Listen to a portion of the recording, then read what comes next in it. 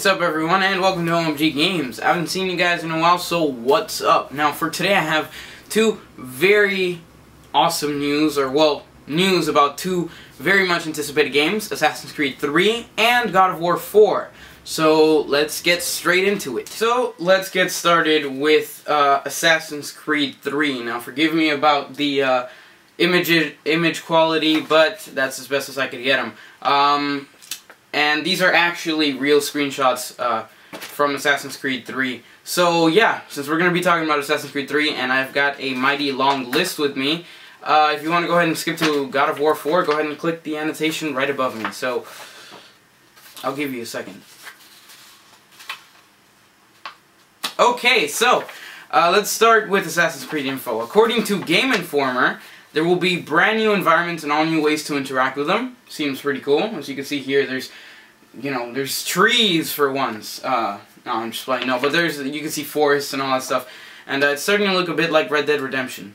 Not exactly. I don't know. For some reason it reminds me of a little bit, but it's probably going to be way better. Who knows? Cinematic presentations will extend beyond combat into a complex way of storytelling. Pretty cool. The game will have actually the Mohawk language, which is an old Native American language. So, as you can already tell, the location is unfolding. You'll find out more about it right now. The development cycle was the longest compared to any Assassin's Creed games. It seems the game was developed simultaneously with the other spin-off. And according to the Ubisoft CEO, Assassin's Creed 3 has been in development for 3 years. So, meanwhile they were releasing Brotherhood and Revelations, they were working on Assassin's Creed 3 in the background. And I think that's a very good idea, because if they didn't do that, then they would have probably lost customers, you know, because they would have been like, oh look, here's Assassin's Creed 2, wait 3 to 4 more years, and we'll give you the third one. You know, that would have been really bad, and it would have sucked. So I'm glad they did that. The game tells the story of Templars versus Americans. It's not about the winning war, but a story based on the main protagonist's life. I think at the end of, spoiler alert by the way, at the end of the Da Vinci disappearance, I forgot what it was called, the Revelations DLC, they kind of put coordinates, and if you actually type those into Google Maps or whatever, it was somewhere near New York, so a lot of people may have been like, oh look, the next Assassin's Creed is going to be in New York. So I guess that was kind of a little Easter egg that Ubisoft put in there. The game will feature a new camera which focuses on the best possible view of the action. I don't know how they can make it better. I really like the previous Assassin's Creed, camera views and angles. If they can make it better though, then that'd be awesome. The game runs on a brand new version of the Anvil engine. I don't know if you can tell. You probably can't. But the screenshots are actually very high quality, and not here, but if you actually see them. And it seems like there's going to be a big improvement in graphics there. The new the new assassin is the son of a Native American woman and a British soldier.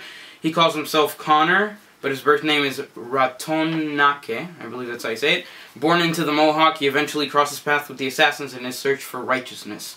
Connor is quiet and stoic, letting his actions speak for himself rather than conversing with others. So, he's very different from Ezio, as I can read right here, because apparently he fights for freedom and justice instead of Ezio, which at first he fought for personal revenge. However, I hope they don't make Connor like Altair in the first game, where, he was very quiet, he barely interacted, and when he did, it was long conversations that couldn't be skipped.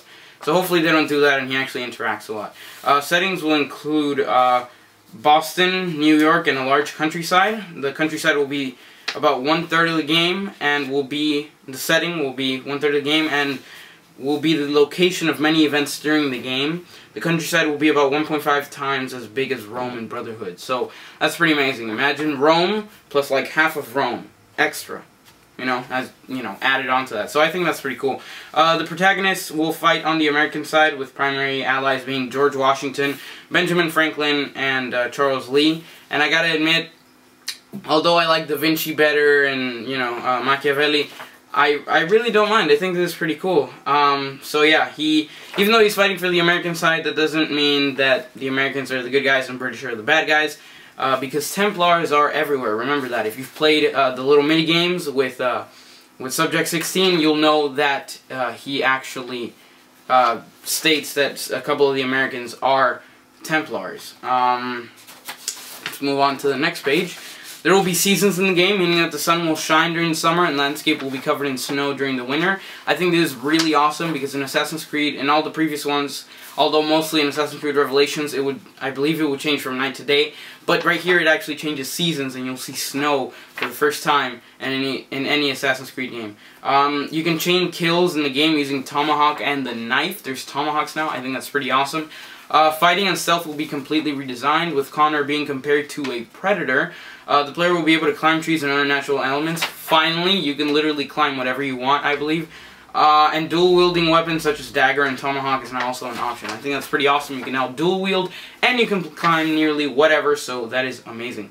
Animals will be present in the woods like deer and bears. The player will be able to kill them and pelt their skins to sell them later with the reformed economic system of the game. Now, this is where I kind of see a little bit of Red Dead Redemption in there, but it's nothing like it. There will be puzzles similar to The Truth, only they will not be given by Subject 16. Obviously, if you've beaten Revelations, you know what I'm talking about. Desmond will go into a new Animus 3.0 and will find himself going into significant events. I don't know what that means, but sounds pretty cool. 100% sync in memories return, though this time it will be rewarded when you complete memories to 100%.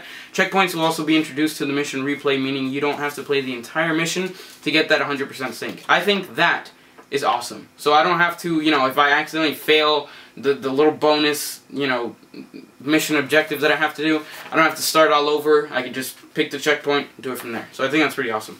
The Brotherhood or the Assassin's Guild will return in some form, though it's going to be different than we've seen before. I don't know what that means, but seems cool. Human shields are in, along with context-sensitive actions. The target locking is gone, so the combat dynamics have changed. Hopefully they improve them in some way instead of, you know, downgrading them by accident or something. There's a fast travel system. Yeah, that is the main part that I've been looking forward to because I'm tired of, you know, having to run halfway through Rome to get to somewhere, you know. Even though there were those little underground tunnel things, but they didn't help that much. There will be no more mercenaries, thieves, courtesans, Romani, or other factions, but there will be a replacement for them. Obviously, we're not in the 1500s anymore. We're not in Rome, so they're going to have to replace them with some other type of people. Den Defense will not return. Thank you, Ubisoft. Like, I'm sorry, but Den Defense was not exactly the best minigame in Assassin's Creed Revelations. And finally, expect Uncharted level of character interactions with 2.5 hours of scenes recorded. Now, what I'm guessing this means is probably that maybe Assassin's Creed is also using mocap for recording scenes, which is, if it's true, then that's really awesome because the characters in cutscenes will look more like they're interacting with each other since it's humans, or, you know, people playing the part. So I think that is very important, really awesome. Hopefully, maybe, they can improve, you know, to Uncharted 3 graphics. Who knows? Maybe that'll be awesome with their new engine and everything. So yeah. Okay, so now that we're done with the Assassin's Creed 3 news, we can move on straight to God of War 4 news. Unless you clicked the annotation above me a long time ago, then I guess, welcome. I don't know. So anyway, there has been a new teaser trailer for God of War 4 leaked onto the web a while back, I think. Not a while back, a couple days ago, I think, actually.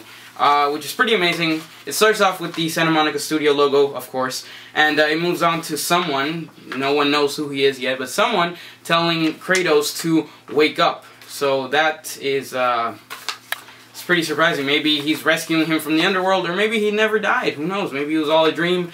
You know, there's been a lot of rumors around there from this teaser trailer, and that's what teaser trailers do.